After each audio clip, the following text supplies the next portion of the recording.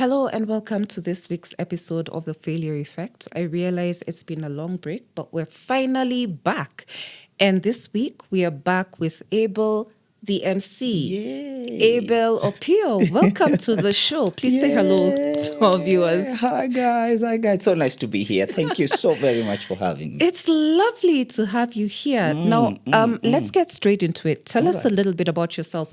What exactly do you do? I mean, I know you're an MC, yeah? But what does that entail? And if you do anything else, what else do you do? All right. I am an MC, by the way, and also an author. I think I've written the first book of MCing together with Dr. Fanike. Yay! Wow. There's a win there about. So I have a background in media management. Okay. It's media management, but I never got to really work in that space. So this beautiful thing called MCing came in, and that's what I've been doing for a very long time.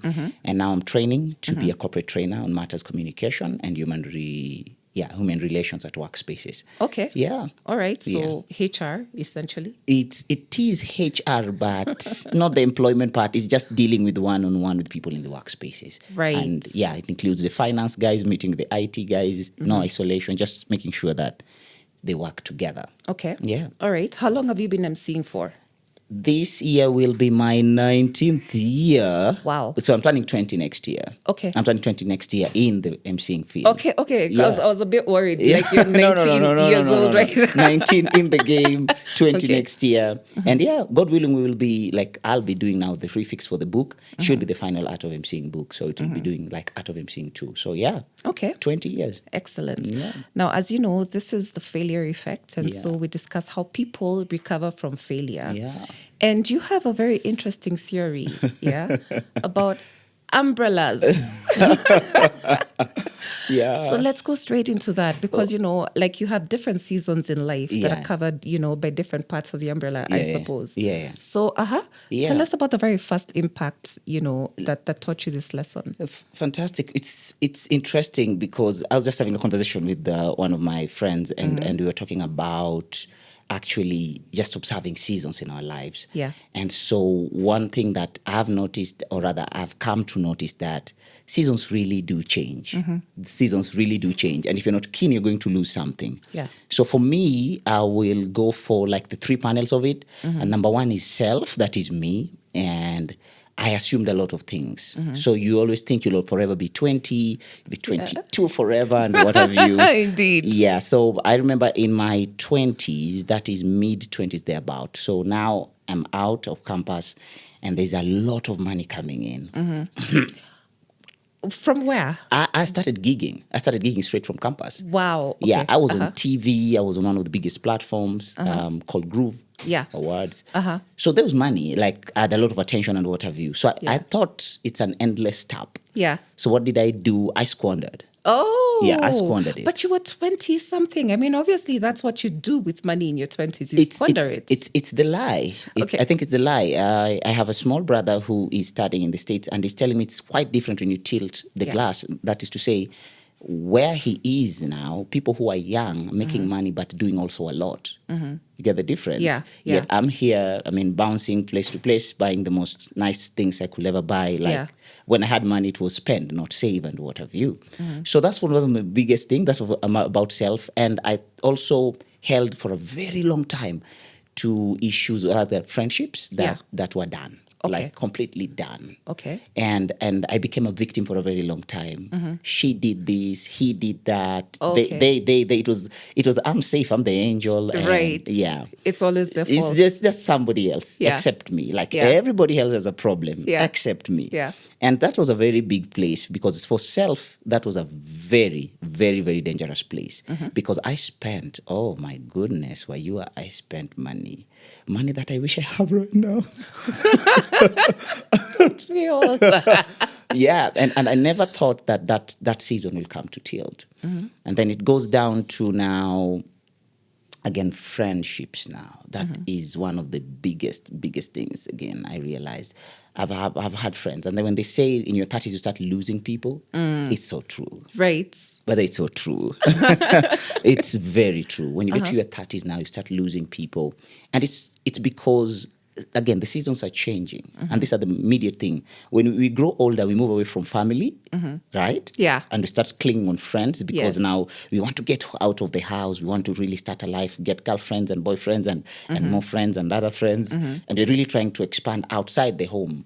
And that's another big place. I think on my season thing, it's been heavy. It's been heavy because one of the things is you realize it's a very small circle.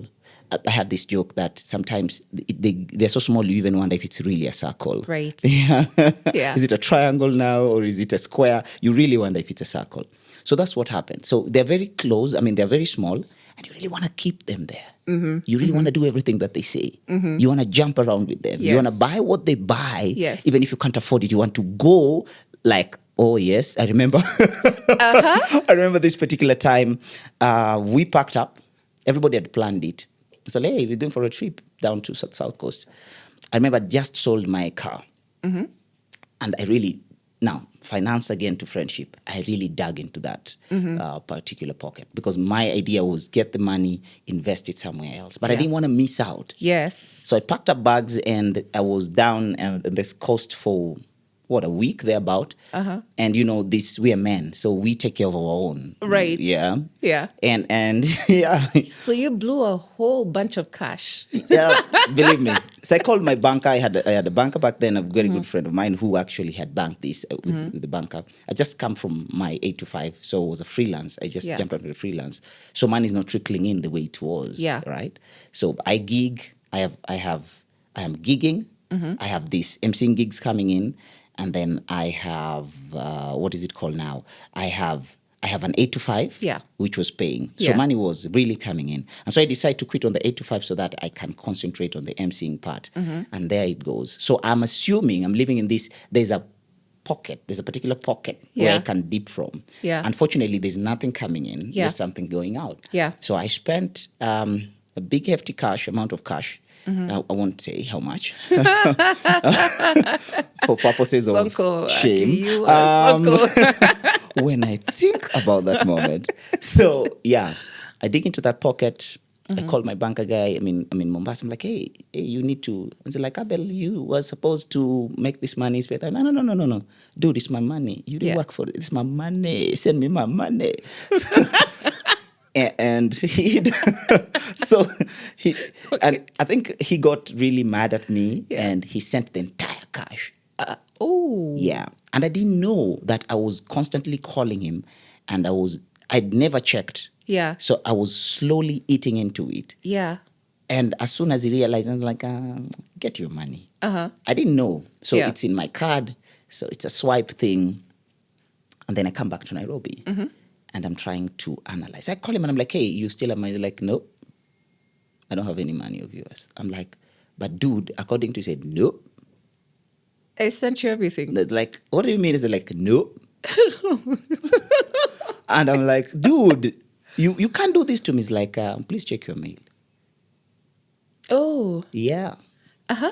And I checked my mail and I realized the amount of cash that was coming to me. Yeah. The last bunch was actually what he sent me when I was in Mombasa. And you had finished it? It was done. It was kaput. Ooh. Okay, so then what happened next? I mean, like, what? So I realized now I'm empty and I'm literally running on fumes, like fumes. Yeah. And I'm like, what am I going to do about this? And I think in this sort of same space is when I lose my dad now. He got sick. Okay. Cancer, after a few months, it was stage 4. It's quite a very heavy process. And I'm out. Like, wow, I'm out here and what else? By the way, my dad used to be my confidant. So he's the guy who used to push me. Yeah. My mom is loving, caring and all that. But my dad is the guy who call when you're down and he says something and you feel like you're going to conquer and all that. Yeah. So, so the reality checks now start checking in. Okay. You don't have money. You don't have a plan. You've lost. You pleasing friends. And I'm like, what's going really on? Yeah. And now comes the third part of adaptability. Okay. And I hope this is okay. If I say this is Eric from Uliza Link, I really regret I didn't listen to you. So, Okay. So Eric, I hope you had that. yeah. So Eric approaches me. This is the bubble of the digital space. Yeah. And Eric approaches me and he's like, Abel, I need you to give me your account. I need to run it. I'm like, you run my account? What do you mean run my account? My social media account? What do you mean, Eric? Be serious. Don't you think I have enough fingers to do this? And he's like, you're doing poorly, dude. I can help you. Right. And I'm like, no, I can do this. And I'm the laziest person in the digital space. Okay. So digital is here. I did not adapt. And so I did not know that it's going to eat into my... Wait, okay, before we go there, you joined social media. You were an early adapter to social media when it first. We're talking about those days when LimeWire existed, when Facebook was a place we used to poke each other. Exactly. You know, so you got onto the platform pretty early. What is this laziness that you're talking about?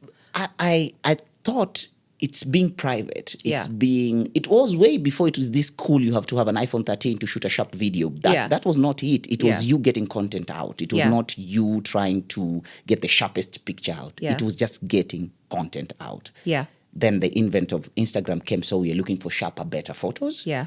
But now, back then, it was just getting content out. And so I thought I actually really changed lots of my names. From Mark Abel to MC Abel to Mark Ain Abel. It was just a lot of things. I bring back to Habel Opiyo, my real name. And I was just bouncing. I wasn't very straight about it. So this is the third part, and it's crazy. So Eric tells me way back that we really need to jump on this. I said, no, I don't want to jump on this. I'm like, this is my private space. Let me learn. This is my dude. I'm a media manager by profession. Little did I know, I'm not good at editing. There's a lot of work. Right now, we are here in this particular podcast, and somebody else is doing the audio and is going to do the video. It's just a lot of work. So by adaptability, you mean we jump on board and go with it. So I lost track along the way. I was like, there are things I don't want to share. Like I was this guy, I don't want to share about my girlfriend.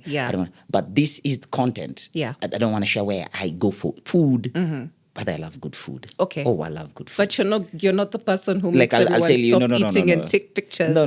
I won't do that. Even if I do take the photo, it will be for somebody else, but not for me. Okay. I'd rather shoot my coffee and it's constantly black. Right. So boring. Okay. So that's what happens. Eric tries to onboard me. I'm like, no. Years pass by. And so I'm seated in a place. Corona comes. Yes. And suddenly everyone is on social media, and that's the only way that we had to communicate with each other. Except who? Abel. Because I'm private. Okay. I don't want to show you what's going on in my life. And people really need these very real things authentic things about yourself. And I'm like, I don't want to share that. I'm old school. I don't want to share that. That's pretty private. I'm not going to show you my sisters. By the way, I'm born in a family of 8. So I don't want to show you my sisters. I don't want to show you my mom, my dad. I don't want to do that. Just want to keep it private. And so the privacy affected almost everything, because even at work, I used to think, I can't say this. I can't share this on social media. No. I have to wait for a week and post. And you see, that's late. That's old news already. That's gone. I mean, study the times at 9 o'clock, 10 o'clock. I'm like, what is this? So I became a student of the digital. I know so much about digital in theory, but I'm not a practitioner completely. So Corona comes, and there's a new wave of people who come in called influencers. Yes. And oh my goodness, they're doing dope things. Yes. And I'm like, I listened to Esther from CTA telling guys, adapt, jump, go, create. And I'm like, why am I doing this? And he's doing it with a lot of ease. For him, he's doing it with a lot of ease. I felt so hard about it. So there I am. I didn't adapt well enough. Didn't have my jacket during the rain. And so I remember this particular time, I go for an interview for a job. It's a gig. It's very good, well-paying gig. Good paying gig. What was the gig exactly? I was hosting. I was supposed to be the MC. Beautiful. MC of what sort of? It was a product. What are they doing? They were unveiling a new show. These guys were unveiling a new show. Okay. And so they look around and say like, we've slotted this guy. We've checked him out. We've seen his profile. It's beautiful. Let's have him. And so I walk in. We make even the program together. We thrash it through and we're done, because the other person on the other side is my friend. So I knew this is a done deal. It's like, don't worry, I'll sort the other part. let's do this. So I get in, we discuss the program, I twist it because I have a background in the events space, like events management. So I'm like, this, if you do this, like all the things, we put them together and it's done and dusted. So I leave the office and she goes like, hey, Abel, make sure you send me your invoice. And thanks to Canva. Have you ever used Canva? Yes, I use Canva.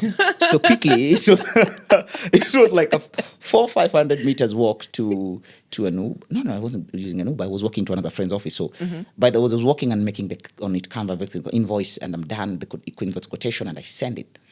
And then the thumbs up on WhatsApp, like, yay. And so as far as you're concerned, you're just waiting for the money to check into the account. Everything is sorted. It was going to check in. Yeah. I promise you, it was going to check in. And it was going to check in the 7 a.m. It was 6. Ooh. Yeah, it was going to check in at 7. Sharp. I was ready. In fact, I'd already budgeted. I was like, rent. I'd already budgeted for this month. My debt. And I'm like, okay, cool now. So I called ring my friend, like, in the office, because I'm excited, I want to go see her. Yeah. Like, hey, I want to come see you. Okay, good. I'm in your address, I'm in your address today. Your song going once again. Yeah, I'm all this pompous again. I'm in your address. I'm going to come. So I call her. She's like, okay, don't let the office, please do pass by. Actually, she's a mentor to my young sisters. Okay. And so I walk out of the office, send this message. And there's a thumbs up. Yeah. And I actually walk. It was 30, they're about 500 meters away. Yeah. I walk into office, and as soon as I sit, I hear this notification on my phone. Right. They're like, unfortunately, Abel, we cannot work with you on this one. The gig is tomorrow. And I'm so torn. And then I'm like, and they're like, yeah, I know. We presented your profile to our boss, and they said, you don't have traction. On social media. Yeah. And there I am, I'm like, what do these guys mean? Of course, my ego is poked. Yeah. I'm like, do they know that I've been doing this thing for 19 years? For God's sake, I speak 3 languages. I'm the best Swahili speaker they can ever listen to. I speak very good English. My French is quite it. What are they talking about? Yeah. And who's replacing me? I'm having all these emotions coming on me. Yeah. And I wonder, how am I going to solve this? How am I going to solve this? And there I realized, somebody told me this 7-10 years ago. Dude, adapt. Adapt. I don't care how you're going to do it, just adapt. Do us a selfie, do us a video. And there are very many shortcuts to it. Yeah. And here I am. I just lost my first account. I lost my previous account on Instagram, because I think Instagram is usually the first place people go to before they go to peg on Facebook and what have you. Yeah. So I've just lost my first account. And so I'm again building from thereabout. I was almost at 7,000, I don't know. Yeah. And then I'm building. I'm now at 500. So I've just lost it. Yeah. Remember, Abel is not a fast builder. I don't know how to. Yeah. I don't know how to hawks it. Yeah. Like buy a page and whatever. I don't know how to do that. Yeah. Or buy bots, pretend that you've got... I don't know how to do all that. Yeah. The only authenticity that I can share is me trying to build up and say, I did this on my own. So you can see the 3 panels. I'm like, what's wrong with you? And I really complained. I've had this conversation with quite a number of people, and I'm like, what is relatable here? How do you relate these 2 worlds? I'm an MC. How is my social media page affecting your gig? Yeah. I'm coming to host. Whatever happens to social media page, that's up to you. But unfortunately, it's becoming a measure standard of measure. Like, we have to tick this box. We have, you is doing a podcast. Yes. Is she having traction? Is she having numbers? What's our audience? What are the age groups? So can this product fit in this space? Yes. And that's it. Yeah. Can you shout us out better? Can she sell us? May you sell them Range Rovers anyway, and that's what they're looking at, and I did not know about it actually. So it really beat me, and it was so sad and hard. So you're pegged on who knows me or somebody else who knows me who'll vouch for me in a room, and they really struggle because now my friend who was giving me the lady who was now giving me this gig, let me call her HR for this particular part. She knows my capabilities. She knows my abilities and what she's seen me in action. She's seen me do stuff. And even when she was vouching for me, and this was just the first time us meeting, despite her just kept through all my social media platforms and seeing the journey that I'd walked. And she comes and actually she calls me later and she's like, I'm very sorry. I was really looking forward to work with you. I'm really sorry. I tried, but you have to do something about your social media pages because these decisions are being made right where I'm seated. Like where I'm seated, even the spaces that I am in. No matter how loud I'll shout about it, you have to do something about it. And so that really got me thinking, and I'm like, oh, goodness. Yeah. So first of all, season shifted. I don't know about anything about myself. And I think I am forever going to be in my 20s. Right. Yeah. And then number two, I have all these friends around me who I really do not know how to handle myself around because I'm afraid I'm going to lose them and they're fewer. Then there's this part of adaptability to the seasons that are there. Yeah. And it's like, what do I do next? Yeah. Right? What do I do next? One of the biggest thing I think I did was writing my book. That Okay. book, yeah. Okay. I think for now, that's one of the biggest thing I've ever done because now I've even had friends, some of my friends who were invited coming to ask, why did I write that book? I'm like, why not? Because nobody had written it. Right. You should have seen me when I came out of Kenya Library, National Library. Yes, When they're yes. giving me the ISBN number. Yes. Ooh, you should have seen me. They were like, we have never seen this. A book Can about you tell us MCing? more about this? Yeah. I'm like, you've never? And you're a librarian? How long have you been working here? 40 years. Fantastic. You have time? Sit down. Let me tell you. And it made me a little bit more. And I didn't listen to the noise around it. Because now I talk to Dr. Fanike. He's excited. He gives me a chapter and I do the rest. And that was one of the biggest win. I wish I had that same attitude towards everything. Yeah. Towards everything. But Yeah. I still have those skeptic moments like, should I not? Should I still doubt? Well, yes. Yes. I still do doubt. It's gonna work. Is it gonna work? Is it really gonna work? And the sad part is, even in seasons, when you think about friends, it's a matter of what season is going on within you guys? I mean, between you guys. Of course, you're in your 30s, you're losing people, like the friend circle is getting smaller, but guys are getting married. You're not. Yes. The dynamics are really shifting. Okay. Guys are getting more busy. You are not. So if we used to have our 5 o'clock Java moments, it means at 5 o'clock, you are driving to your next gig. Yes. I am not. Yeah. And I get mad. I think you're really running away from me, but not really.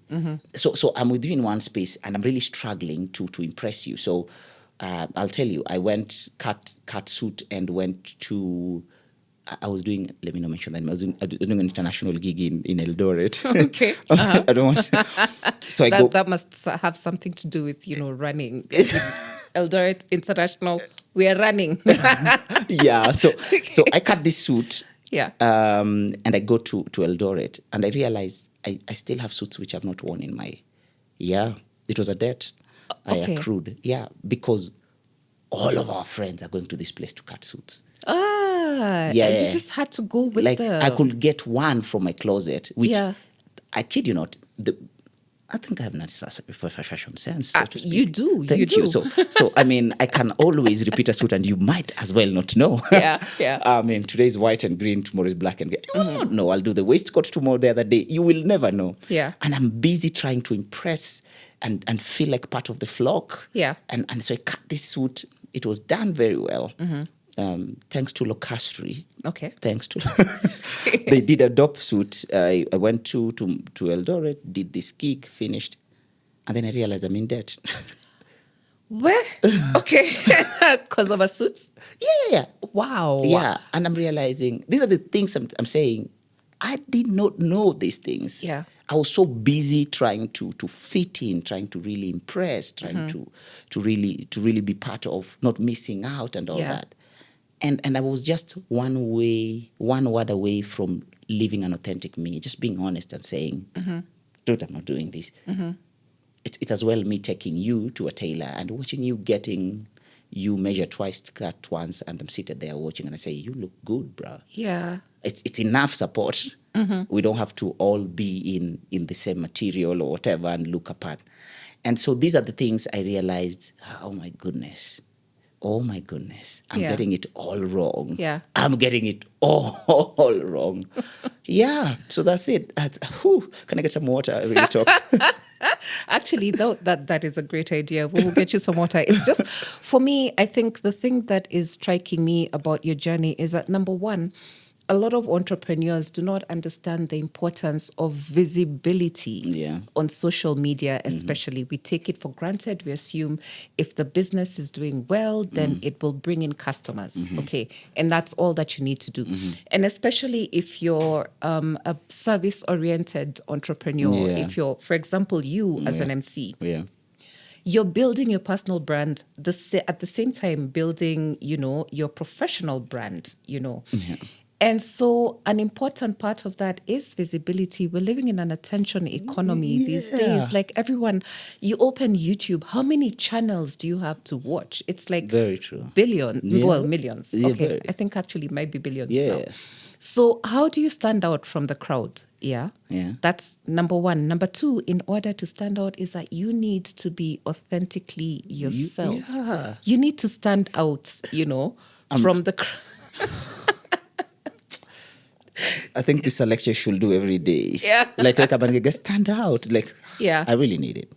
Yeah. And just be yourself, because that's the only way to stand out. There's no one on this planet who is exactly like you. Yeah. Therefore, if you just be yourself, your chances of you reflecting yourself are 100%, as opposed to you trying to, The other thing that's interesting about your journey is the fact that we always talk about peer pressure and peer influence in regards to teenagers and adolescents. Yeah. And then we don't realize that even in our 30s it is really there. Yes. It is really there. That's very true. It's very true. And I think, again, as I said before, we have a fear that we do not know that we are facing. Yeah. We have things that we're dealing with. I'm afraid I only have like a group of 4 boys. Quote unquote, whatever guy called the boys club. Yeah. I'm afraid of that. Yeah. And the moment one wants to leave you, you panic, you get into this frenzy, unknown things and ideas come to your head like, why is he leaving this park? Where am I? And as the older you get, you're more busy to start again creating friends. Yeah. And I think I was thinking about it and I said, it takes more time to create friendships. It even so hard, you don't know where the lines are of creating friendships.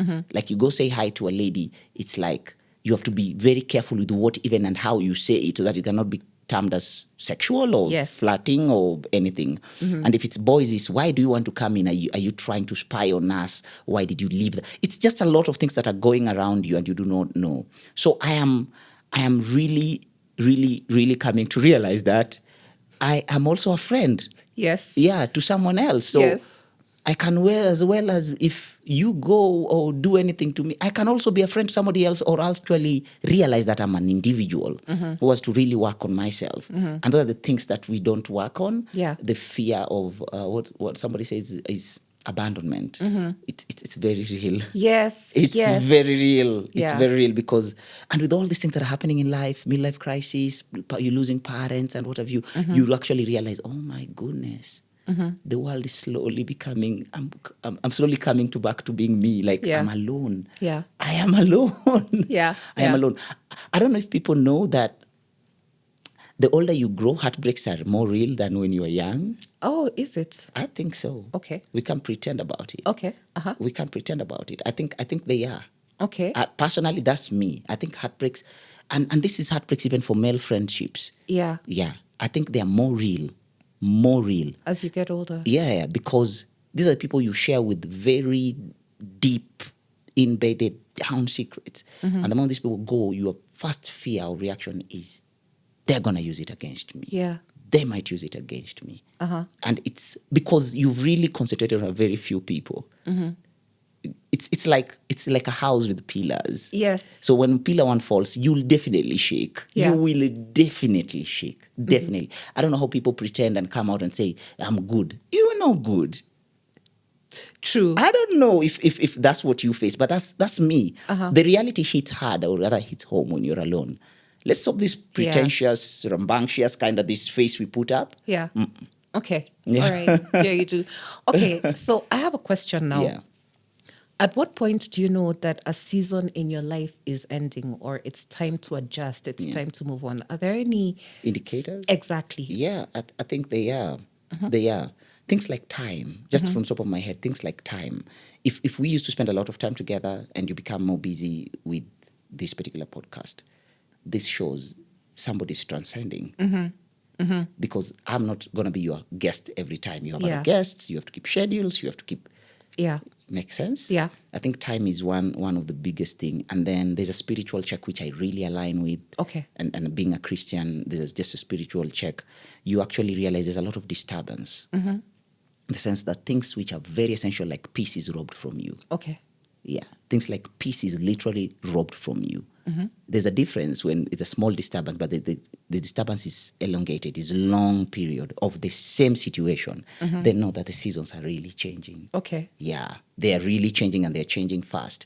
And also, what else? And actually the environment, just environment. Yeah. Whatever's changing around you in terms of, look at your friends. And it's not about comparison, it's just observation. You and your friends, in my age, I'm 36, so when your friends start getting married, when your friends start having families, your friends start making, those big moves, the like mega moves in life, then you start realizing, oh yes, seasons are changing. So it's either I align or I keep on wallowing in the same place and complain. Right. Yes. Okay. Yes. Wow. Thank you, God. That was fresh. That was very fresh. I hadn't thought about it. No, I find it interesting when you say, when your peace is robbed from you. Yeah. That I think I have seen. Like literally, you're trying to cling onto a life that you knew. Yeah. But then your life is just it's changing. Yeah. And it is causing you a lot of discomfort. This is when you tend to lose the most money, you lose the most friends. You probably, for a lot of entrepreneurs, this is when you go through a season of being auctioned or, considering declaring bankruptcy. There's just a lot of things that happen that signal to you, this is it. It's a wrap. It's time to move on to the next, So that's really cool. Now, my question for you is, how do you adjust? Like once you've seen the signs, like everything is falling apart, your friends no longer exist in the way that you knew them to exist before, what do you then do? What is the next step? And especially if you are, because, especially for you, your business is a very big part of your personal life. Yes. As opposed to, let's say, if I run a construction business, then the construction business can be there. And then me, I am here. Yeah. But you, as an MC, you need to be settled, comfortable, and at peace in order to do your job. So how do you fix it? It's, wow, that's a good one. That's a good one. How do you fix that? Can I use me? Yes. Yeah. I'm going to use this. This is not a textbook, guys. So you can study this, but it's not a textbook biblical truth. And I'm just saying this because I've realized we will go to self-help books and sometimes we get it all wrong. Yeah, because we will only look for books that really speak to what we want to hear, not what we need to hear. Yes. And so one of the things I've realized is people to start enjoying their solo moments. Yes, your solo moments, those late nights, alone moments, they're very important. Okay. They get you a lot. Like you start thinking about the day. You think about the day. I do that. I don't know if everybody does. I do that in prayer sometimes. No, there are very many people who have difficulty being alone. That's it. Yeah. But you all know it's not, even if you're a parent, your kids will go to sleep at some point. Yeah. And you'll remain alone. Yeah. I know. For those who are married, they know the other person turns to the side. It doesn't mean you all sleep. Yeah. I have my mom still. She's somewhere in Kindu Bay. I'm in Nairobi right now. There's a time in your life you'll have to be alone. And you have to, embrace that. The reality is embrace the moments of being alone. And this allows you to really write. When I'm angry nowadays, I've realized I write more. Okay. Yeah. So for objectivity. I journal a lot for objectivity. It makes me get objective. And sometimes you really realize, well, you was not the problem. I am the problem. Yeah. Because I'll keep on blaming you and your life is going on. What was my part in it? And I remember one of my friends called Ruth is the one who said this. Every time you have a quarrel, please ask yourself, what was your part in it? Yes. it gives you more objectivity. And not blame, it's just giving you objectivity of sense that I should have handled myself better, right? I would have been more composed, we would have gotten here. I've ever heard of people saying, I don't want to say things that I will not unsay. Uh-huh. Yeah, those are the things. Yeah. That's moments of anger. Yeah. And so that's the quiet moment for me has really worked. Yeah. Mine is not only quiet, I'm quiet in prayer, I'll read a book or quickly journal. In fact, I'll journal a lot. And I realize I write a lot when I'm mad. Okay. If I give you one of the, One of your the diaries. essays, you'll just feel my pain in it. I'd love to read this. I will definitely send you some. I wrote one and I sent somebody like, oh my goodness, you are so mad. I was like, did you notice it? Like, yes, it's in the writing. And then when you realize, I come to realize that I gave them, whoever, the power to destroy me. Yeah. I am the one. When I write, I realize I was the source of my weapon of destruction. So I'll tell you something, I'll open up to you, and you have consistently used it against consistently, and I'm stupid enough to come and repeat it. And then when I write, I realize I overspoke. Yeah. I overshared. Yeah. This is not the right person. Yeah. I won't do that again. So I'm not mad at you. I become first mad at me because I'm fixing me. Right. Yeah. Than to you. Then that's when you're alone, I think it allows you to understand now your environment. When you're alone is when you realize time has changed, environment has changed, the peace is robbed. When you're alone. Yeah. Sometimes we do not know that. Yeah. And that's when people talk about peace, they think it's not machetes and bombs and grenades. Yeah. There's this just internal disturbance. There's just a turbulence of, why did I do that? You constantly... When that thing is gone, I don't think people function well. Yeah. You come into the office and you're kicking on everyone if you're working in an office. Yeah, this is true. You're projecting now. Yeah. Hi, good morning. What's good about the morning? You'll be like, you're irritable. Yeah. Because you did fix it. You didn't Yeah. fix it. But when you're quiet, you'll realize actually you fix it. You actually fix it. And if they're sober people, you'll actually call or text. Or I remember this particular time, one of my friends just said something very small that it really triggered me. It was like, what did they already say? He said something. It was very small. Yeah. But it really disturbed me. Yeah. I tossed and turned and could sleep until 12. I called him. I called him like, hey, dude, whatever you said. He never knew it was It in was a passing. big thing. Yeah. For him, it was an in passing thing. It's like somebody tells you, it's like, Abel, unajua hiyo ndio imekuwa shida yako for long. This has been your problem for a very long time. Yeah. I was like, I was confiding in you. How is it becoming public that it's my problem? You just embarrassed me. What do you mean? Yeah. And so I called him. It was 12. I was like, hey, dude, that one really hit me hard. He was like, but what did I say? I was like, but I dude, how do you say that? In a new space. Yeah. You don't say such things. For me, it was very offensive. Yeah. And when I talked to him, it was like, I actually slept after that. Okay. But it was very apologetic, and he really meant it. It was like, I didn't mean it like that, man. Yeah. I didn't mean it like that. It was part of the banter. I got high on the banter, and I didn't mean it like that, man. I'm so sorry. You woke me up. I thought but I'm sorry, man. I didn't mean to. And I think it bruised me so hard, and we distanced. Yeah. And I was young and growing. Okay. And then I met a group of friends who now were beating it into me. Like, these are people you will sit down and, they tell you like it is. Yeah. They call out your nonsense and they praise your... Yeah. But you really have to take it. If you cannot be reasoned with, then no one will ever... You really have to take it. Like, that's life. I mean, This is true. Yeah. I mean, we do have a lot of instances where we take people a lot more personally than we should. Like, we take people seriously when really, quite honestly, we should be cutting ourselves and themselves some slack, you know? Yeah. And also the other interesting thing that you've said is journaling and, spending time alone, which equates to meditation. I suppose you're meditating on your life. You could be doing an actual meditation where you close your eyes and you reflect. And these are all ways of coping with depression and anxiety.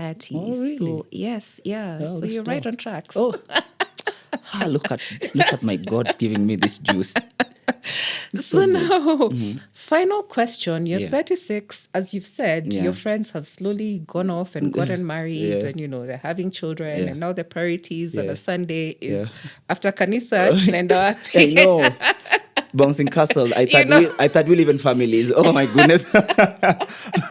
So, are you married? No, I'm not married. Oh, ladies, he's single. So, holler at him. Use the social media handles that you see down there and get in touch with him because, as you can see, he's very well presented, Fun wine. very well spoken, and I assume you now know how to manage your money better. Yeah. Okay. I'm just waiting for the big money bag now. Okay. Yeah. I'm going to surprise that money this time around. Excellent. Yeah. So I just want to say thank you for popping up and for gifting us with the lessons that you have learned. Yeah. I have actually sat back while you were talking and reflected on my own friendships and thought to myself, Guy and Yere, even me, there are times when I really did need to do that or spend that money or go to that place. Yeah. So why was I doing it? Yeah. Yeah. So thank you so much for your time. Thank you for having me. All right, sawa, and we will see you soon. Remember, please use the social media handles that you see to get in touch with either Abel or the Failure Effect. We'll see you next week for another one just like this one. Thank you.